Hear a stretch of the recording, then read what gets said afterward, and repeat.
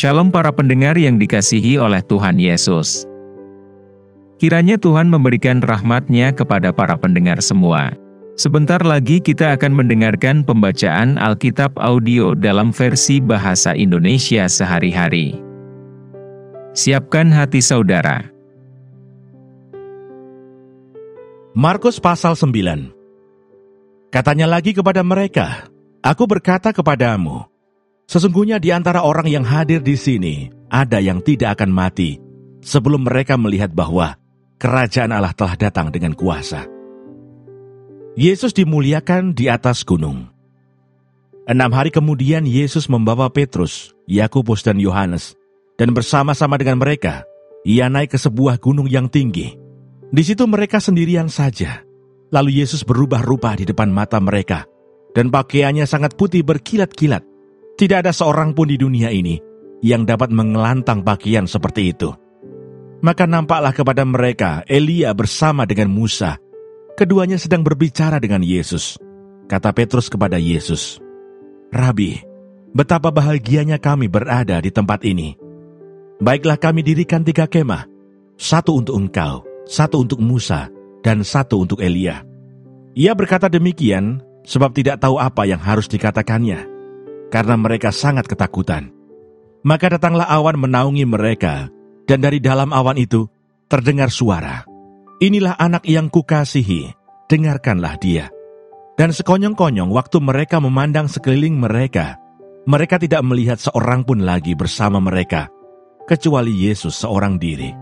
Pada waktu mereka turun dari gunung itu, Yesus berpesan kepada mereka, supaya mereka jangan menceritakan kepada seorang pun apa yang telah mereka lihat itu, sebelum Anak Manusia bangkit dari antara orang mati. Mereka memegang pesan tadi sambil mempersoalkan di antara mereka apa yang dimaksud dengan bangkit dari antara orang mati.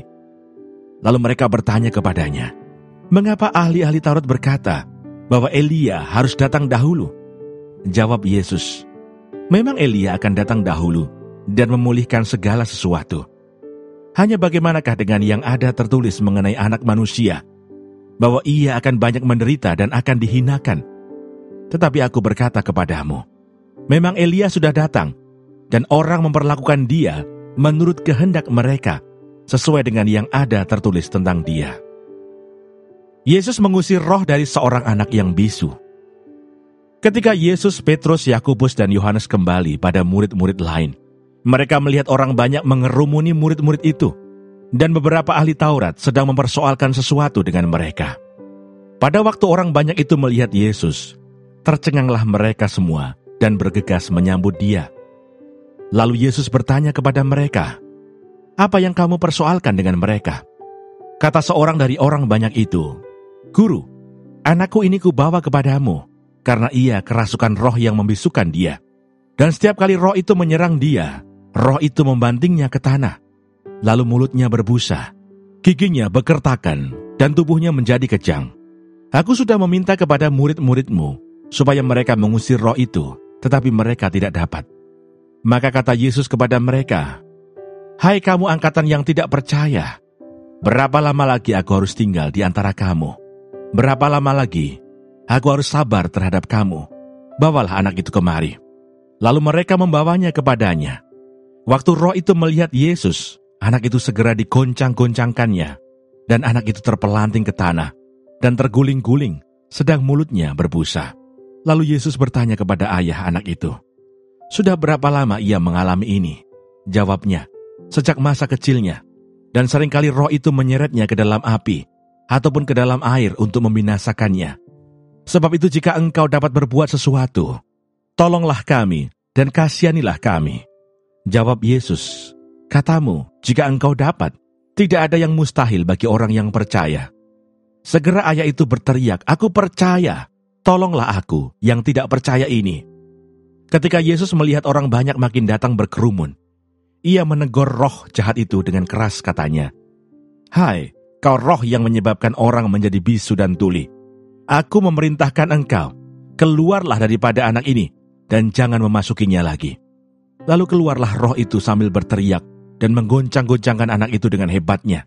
Anak itu kelihatannya seperti orang mati, sehingga banyak orang yang berkata, ia sudah mati." Tetapi Yesus memegang tangan anak itu dan membangunkannya. Lalu ia bangkit sendiri. Ketika Yesus sudah di rumah dan murid-muridnya sendirian dengan dia, bertanyalah mereka, "Mengapa kami tidak dapat mengusir roh itu?" Jawabnya kepada mereka, "Jenis ini tidak dapat diusir kecuali dengan berdoa." Pemberitahuan kedua tentang penderitaan Yesus. Yesus dan murid-muridnya berangkat dari situ dan melewati Galilea, dan Yesus tidak mau hal itu diketahui orang, sebab ia sedang mengajar murid-muridnya. Ia berkata kepada mereka, "Anak manusia akan diserahkan ke dalam tangan manusia, dan mereka akan membunuh dia, dan 3 hari sesudah ia dibunuh, ia akan bangkit." Mereka tidak mengerti perkataan itu, namun segan menanyakannya kepadanya. Siapa yang terbesar di antara para murid? Kemudian tibalah Yesus dan murid-muridnya di Kapernaum. Ketika Yesus sudah di rumah, ia bertanya kepada murid-muridnya, "Apa yang kamu perbincangkan tadi di tengah jalan?" Tetapi mereka diam, sebab di tengah jalan tadi, mereka mempertengkarkan siapa yang terbesar di antara mereka. Lalu Yesus duduk dan memanggil ke-12 murid itu. Katanya kepada mereka, "Jika seseorang ingin menjadi yang terdahulu, hendaklah ia menjadi yang terakhir dari semuanya, dan pelayan dari semuanya." Maka Yesus mengambil seorang anak kecil dan menempatkannya di tengah-tengah mereka. Kemudian ia memeluk anak itu dan berkata kepada mereka, "Barang siapa menyambut seorang anak seperti ini dalam nama-Aku, ia menyambut Aku. Dan barang siapa menyambut Aku, bukan Aku yang disambutnya, tetapi Dia yang mengutus Aku." Seorang yang bukan murid Yesus mengusir setan. Kata Yohanes kepada Yesus, "Guru, kami lihat seorang yang bukan pengikut kita mengusir setan demi nama-Mu. Lalu kami cegah orang itu karena ia bukan pengikut kita." Tetapi kata Yesus, "Jangan kamu cegah dia, sebab tidak seorang pun yang telah mengadakan mukjizat demi nama-Ku dapat seketika itu juga mengumpat Aku. Barang siapa tidak melawan kita, ia ada di pihak kita. Aku berkata kepadamu, sesungguhnya barang siapa memberi kamu minum secangkir air, oleh karena kamu adalah pengikut Kristus, ia tidak akan kehilangan upahnya." Siapa yang menyesatkan orang tentang garam? Barang siapa menyesatkan salah satu dari anak-anak kecil yang percaya ini, lebih baik baginya jika sebuah batu kilangan diikatkan pada lehernya, lalu ia dibuang ke dalam laut. Dan jika tanganmu menyesatkan engkau, penggalah, karena lebih baik engkau masuk ke dalam hidup dengan tangan kudung, daripada dengan utuh kedua tanganmu dibuang ke dalam neraka, ke dalam api yang tak terpadamkan. Di tempat itu ulatnya tidak akan mati, dan apinya tidak akan padam. Dan jika kakimu menyesatkan engkau, penggalah, karena lebih baik engkau masuk ke dalam hidup dengan timpang, daripada dengan utuh kedua kakimu dicampakkan ke dalam neraka. Di tempat itu ulatnya tidak akan mati, dan apinya tidak akan padam. Dan jika matamu menyesatkan engkau, cungkilah, karena lebih baik engkau masuk ke dalam kerajaan Allah dengan bermata satu, daripada dengan bermata dua dicampakkan ke dalam neraka, di mana ulat-ulat bangkai tidak mati, dan api tidak padam. Karena setiap orang akan digarami dengan api. Garam memang baik, tetapi jika garam menjadi hambar, dengan apakah kamu mengasinkannya? Hendaklah kamu selalu mempunyai garam dalam dirimu, dan selalu hidup berdamai yang seorang dengan yang lain. Terima kasih Tuhan, untuk firman-Mu hari ini, berkati dan berikan hikmat Roh Kudus-Mu kepada kami. Haleluya. Amin.